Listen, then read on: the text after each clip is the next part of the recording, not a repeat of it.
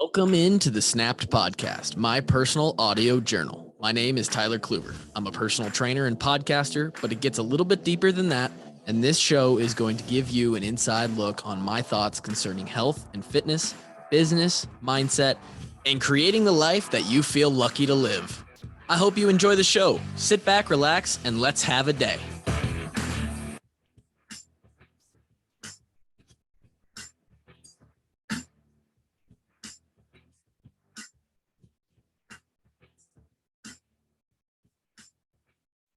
Have one, huh? We're back again for another podcast. That intro is just not good. It's not a good intro. Cuts off too early. I come in like I'm some fucking motivational speaker at a conference. Welcome into the Snap Podcast. The fuck is that? I want it to sound so good when I record it, like, oh, this is going to be what it opens every podcast, but then it just turns into some bullshit. Anyway, that reminds me of the TikToks of the guy that goes, fucking hell, I forget. Oh, he says like some weird video will pop off, and then he pops in and he goes, listen, did you know? And then he gives some random fact that has nothing to do with it. It's a really good TikTok account. I don't know what the name is, but you guys should look into it. So, listen, did you guys know that every decision you make is either helping or hurting you on your path to success and your goals? And if not, welcome into the podcast. That's what we're going to talk about today. It's going to be great. This is relevant to me specifically, obviously, because this is my podcast, and why would I not talk about something that's relevant? But it's something that was brought to light in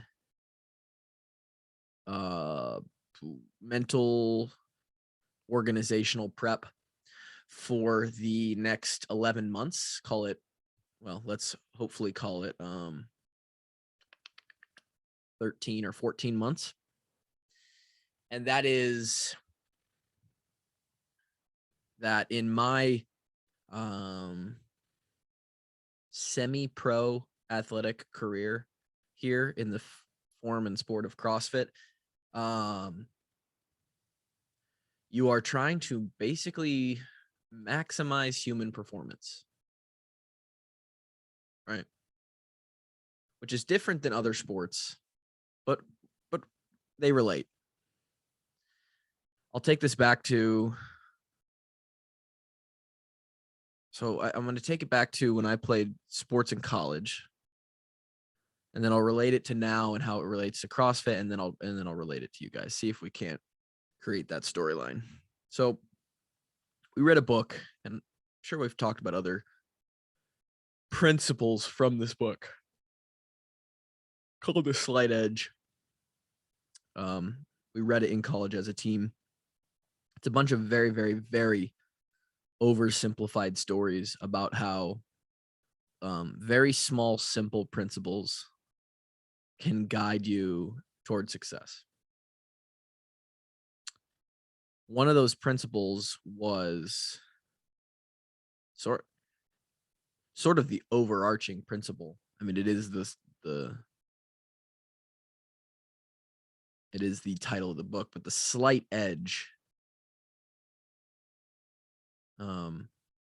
speaks to this principle that every decision you make only goes in two directions, or at least in a net result, it results in two directions of movement.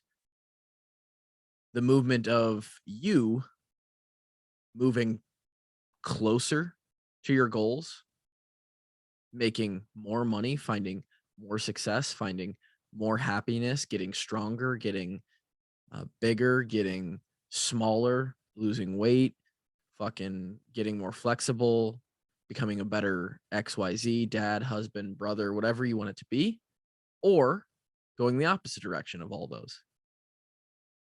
The opposite of all those goals, becoming worse in your relationships, getting less flexible, getting more injured, losing money, failing at business, failing in your career, failing at whatever it may be. And it's sort of this principle that like one decision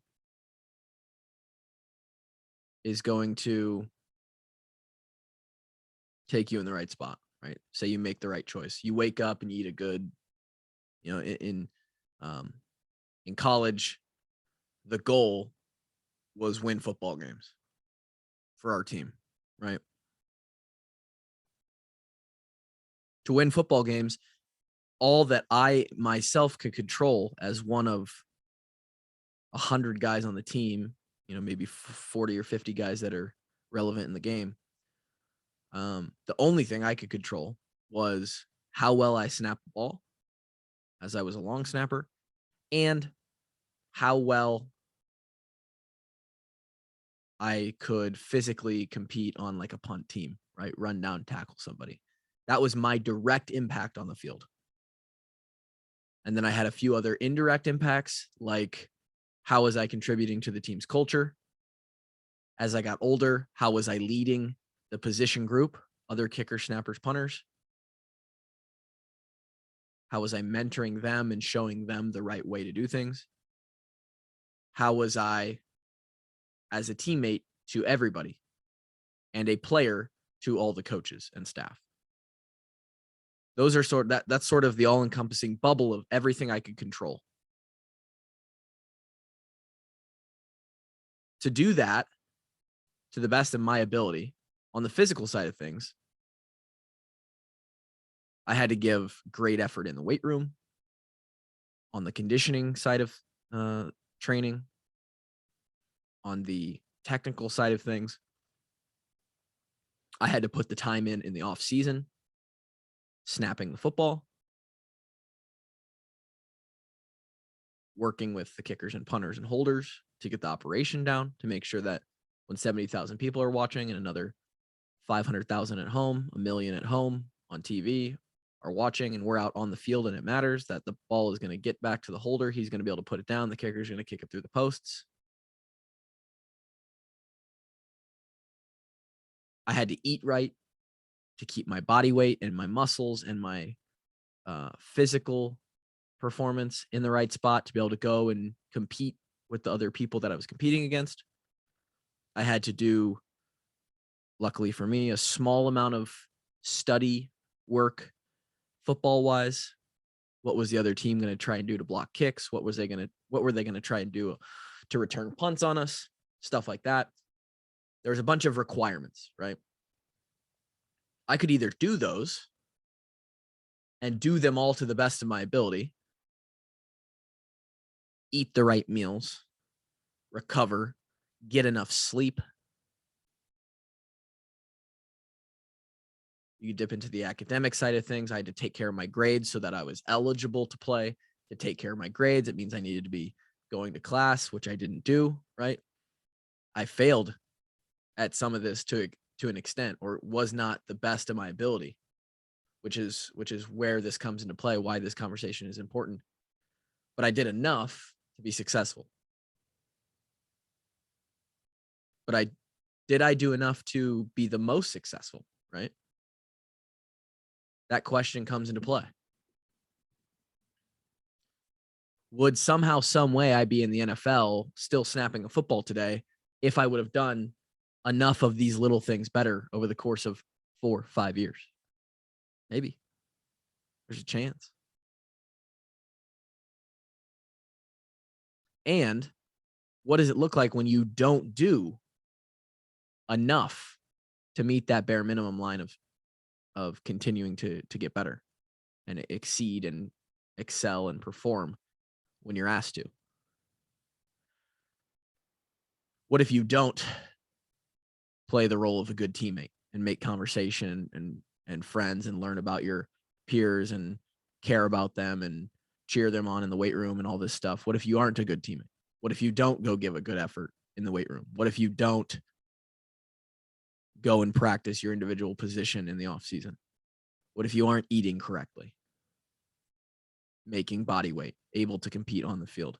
You're not going to class and you're failing those classes, which is then affecting your eligibility. You're doing stuff outside. You're drinking, partying on the weekend, which is affecting your ability to do the football and school stuff during the week. What does that look like? And to take it to the two extremes, because there is a lot of people in the middle, right? If you do everything perfectly, what does that look like versus if you do basically everything wrong? Two pretty far extremes, right? On the one hand, you're probably going to get someone who, if they've got the right amount of luck and natural talent, they're probably going to be an all Big Ten performer, an all conference performer, all American, maybe make the NFL, play in the league, get to play the game of football for money. They're going to succeed at a very high level. Versus a lot of the guys that I came in with, not to get too deep into the weeds here, but when I walked into the University of Iowa, and I mean, I'll never forget this day. We're sitting in the Coralville Marriott ballroom, where we just ate lunch with our families, and a few of the relevant coaches and staff that were helping the freshmen sort of transfer in and start their time at Iowa. And we were off to day one of football camp, of fall camp in the fall of 2013.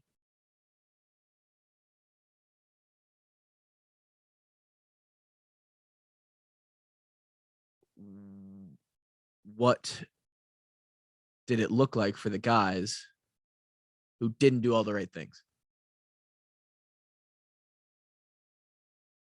There was 37 of us in that room eating lunch that day who went to practice later that afternoon. 14 of us ran out onto the field 4.5 years later. Less than half.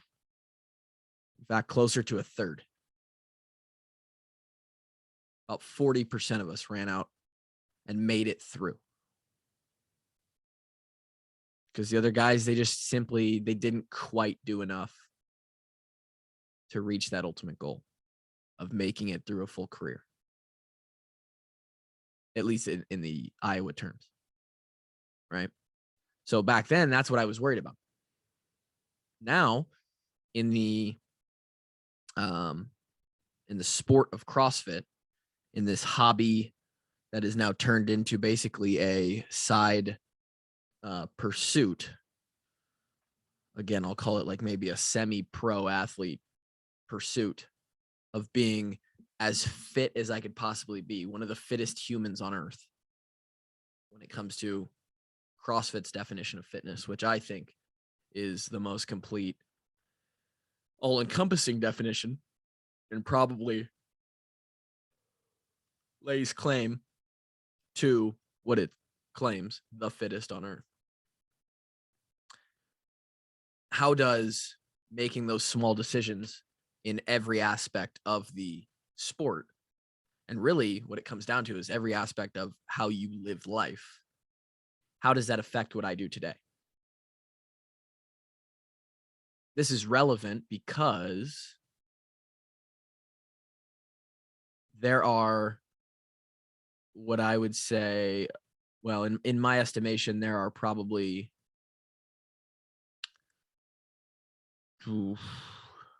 I'd say there's probably 100 men,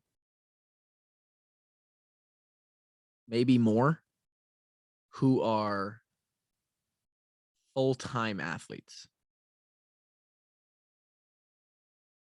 full-time CrossFit competitor athletes, meaning that for whatever reason and however journey they took to get there, Jesus Christ, I can't speak. They have wiggled their way into a spot where for at least this next year, which is the only year that's relevant because it's the one I'm trying to make the semifinals in, what those 100 guys, maybe 80 to 100 guys, are able to wake up every day and they are a pro athlete. They make money purely off of the fact that they are training and competing in CrossFit. And to some extent, some of them are just popular in the space, so they've been able to grow like a programming business. It's work for them. They also do other stuff rather than just train CrossFit, but many of these people have their entire days laid out revolved around their training to be a pro athlete. And that does not just include, hey, we're going to the gym for 2 hours in the morning and 3 hours in the afternoon. That includes the massage that they get on Thursday afternoon every week, the cryotherapy that they do on Tuesdays, the dry needling, the cupping, the Normatec boots that they wear at night, the mobility, the meal plan prep company that sponsors them and gives them every meal to eat in perfect quantities of macronutrients, the sponsorships that they have for training clothes, the sponsorships they have for training equipment, the recovery tools, the stim machines, the rollers, the massage guns, the coaching that they get, personalized one-on-one with them in the gym, or if not with them in the gym, in very close contact every day. Travel expenses paid for. Supplements paid for. Free. Reoccurring every month or even more frequently. Most of which I don't have access to. Right? At least not given to me. I'm most likely not going to have a meal prep company sponsor me and provide free lunches and dinners over the next year. I'm probably not going to find a supplement sponsor. These are some of the bigger ones I'm talking about, to send me a monthly supply, a supply that I will not run out of protein powder and creatine and pre-workout and electrolytes. Right? Doesn't have to be crazy, but maybe those 3 or 4. I do not have an equipment company that sponsors me like Rogue or one of these other ones that sends me the gear I need to fully outfit my garage.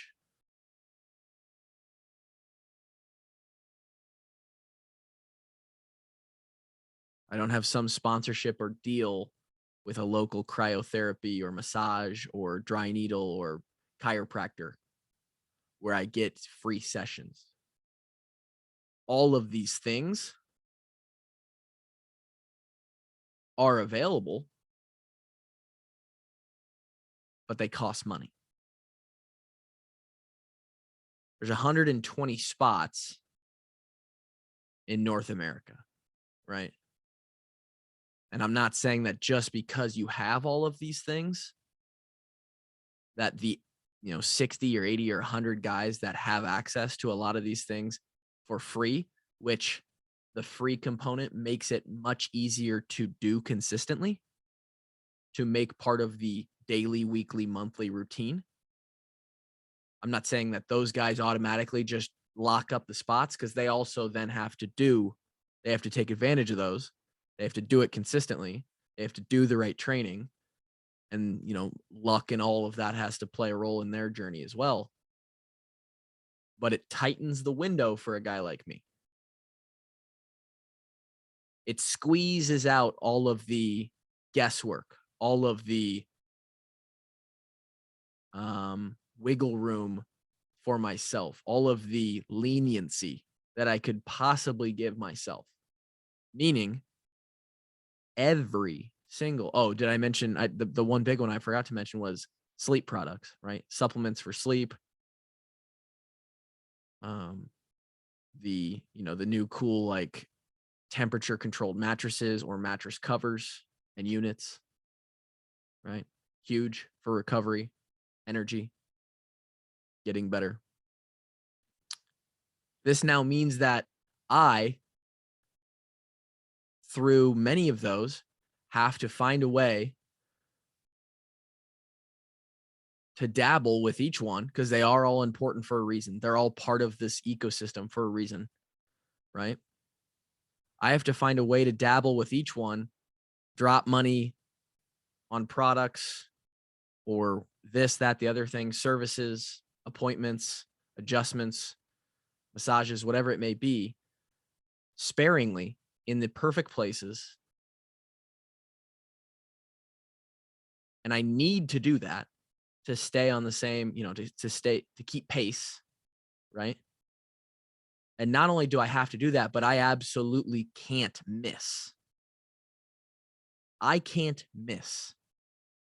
There isn't a day where I can't do body work, meaning I roll out my muscles, I hang upside down and take some compression off the spine and the joints. I roll my feet on a baseball or a golf ball. I use the massage gun to be right. I use some CBD lidocaine roller and cream to put on sore spots to help recovery. I can't miss. I have to do it every day. I can't not stretch during a day, right? Body work and stretching is somewhere between a half hour and an hour, depending on how much you really want to get into it. I have to do it. There isn't a day where we don't get to not do that. Where the other people who have all those things at their disposal, they might be able to miss a day or two and know that, well, I've still got all these things in my arsenal. I can kind of catch up. Now, there is no catching up for me. It's keeping up.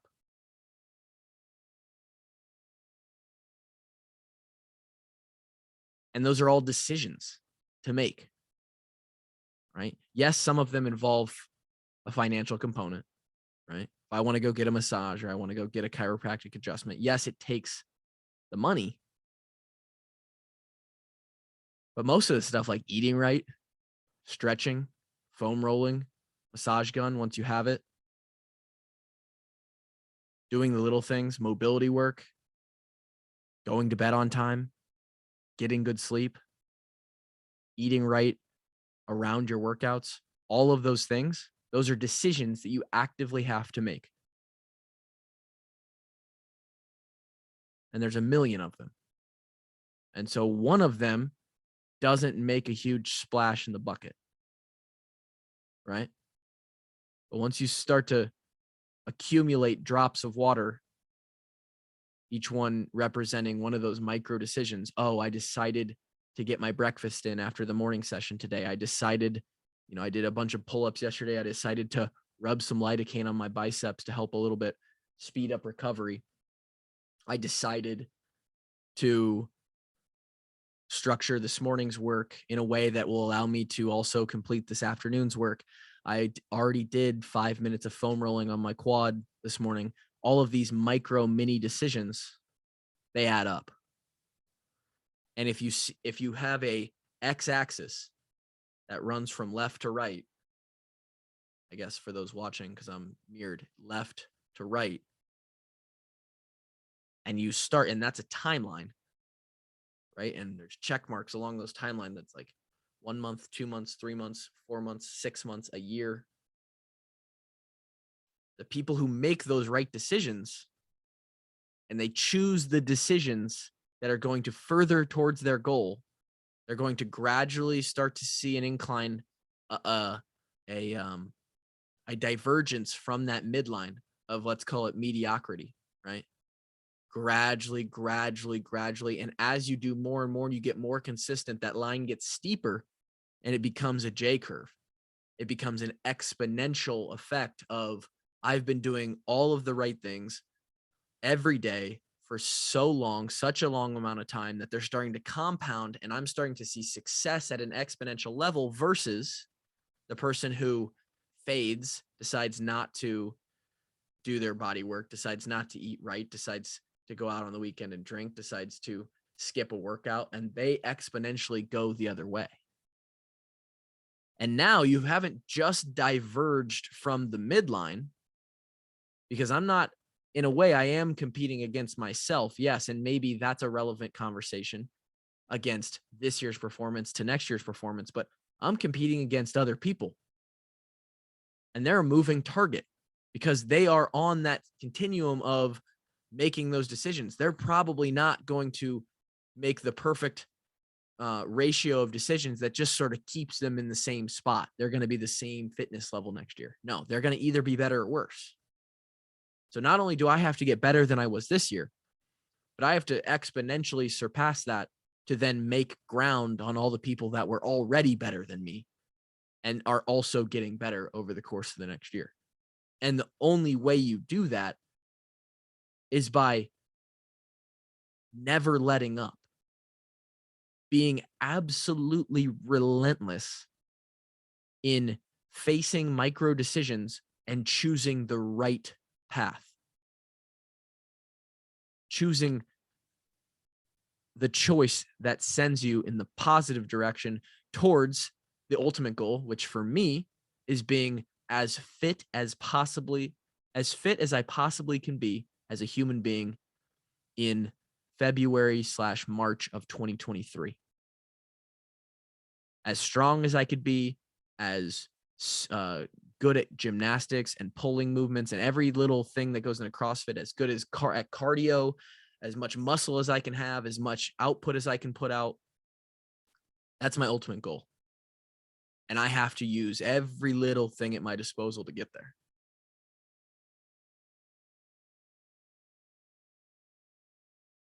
This is relevant to you in your daily life. Because most of you don't have, in fact, I would argue maybe every single person that listens to this episode, you don't give a fuck about being as fit as humanly possible. I haven't even, until October of last year, I've never had that goal. There's been other fitness goals or life goals that I've had, right? For me, this is my specific goal, but for you, you have goals, or you should, or you at least have some standards of life. And to meet those standards of life, maybe standards at work or keeping a healthy relationship, something that one of those is going to hit with every single one of you out there. It's the same process. You're going to wake up, and from the minute you open your eyes, you're going to be faced with a million decisions that day in succession where you can choose one way that gets you closer to your goal or a different way that gets you further away from it. What makes this tricky is that a lot of us have multiple goals, right? I want to be super fit, but I also want to be a great husband. I want to be super fit, but I also want to make a lot of money. That's where it starts to get a little dicey. Because if we're truly giving everything we can to one of those, more than likely, some of them are going to contradict. If I'm truly giving everything I can to being as fit as I possibly could, well, then I wouldn't be doing any work.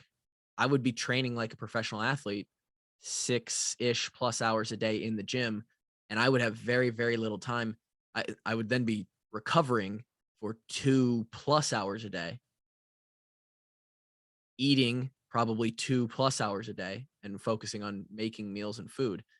I wouldn't have a lot of other time for activities in my life that bring me income, right? That's going to hurt my money goals. It's going to maximize my fitness goals, but I might be fucking broke, which is then in turn going to hurt the fitness goals. So you have to find, there is some nuance to this where you have to find the balance.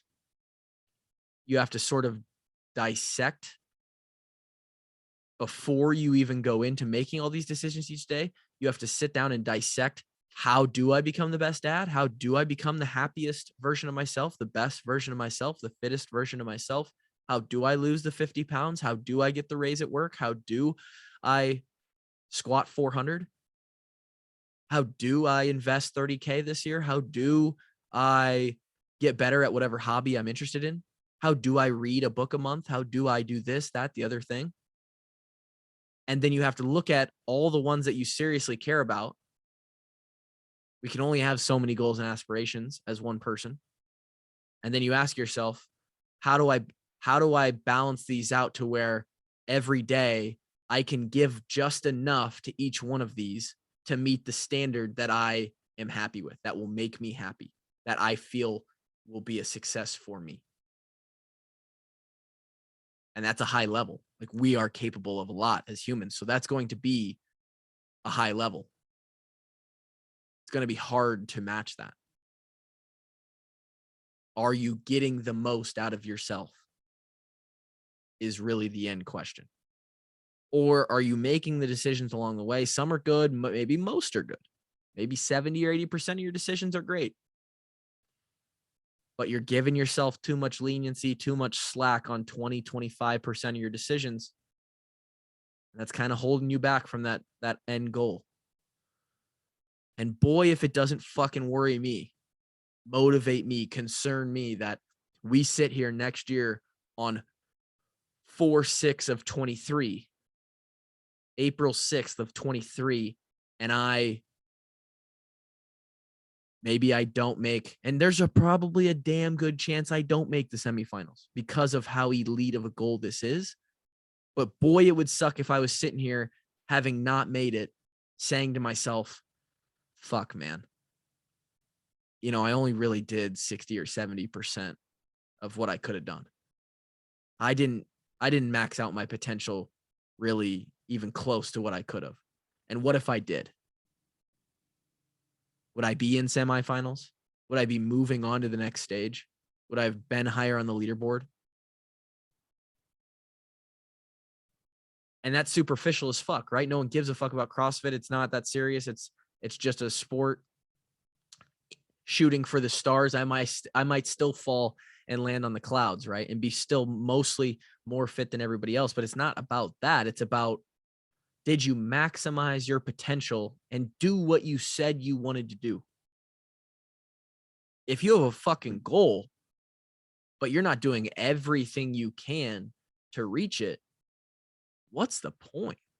What are you doing? Every decision matters and takes you one way or the other. And there are no decisions in the middle. There is nothing where you decide, oh, I'll do this and I won't really suffer or get better from it. Because if you do stay in the middle in a vacuum on that single decision, it goes right back to, but you're competing against other people. Somebody else got better, which means you got worse by staying the same. These are the thoughts that go through my head. This is the kind of shit that runs through my brain 24/7. And I don't know if it's nature or nurture. That's probably a whole other podcast. I don't know if this is built into me by my experiences and life choices, or if this was born into me, the way I think and the way I go about things, and that competitiveness and that fierceness to be great. But I wish everybody felt this way. And it's clear that a lot of people don't. And it's the only thing that makes sense. You don't leave it up to luck. You go take that shit. Make the right decisions today so you can be great tomorrow. Hope you guys enjoyed this one. We'll talk next week. Peace.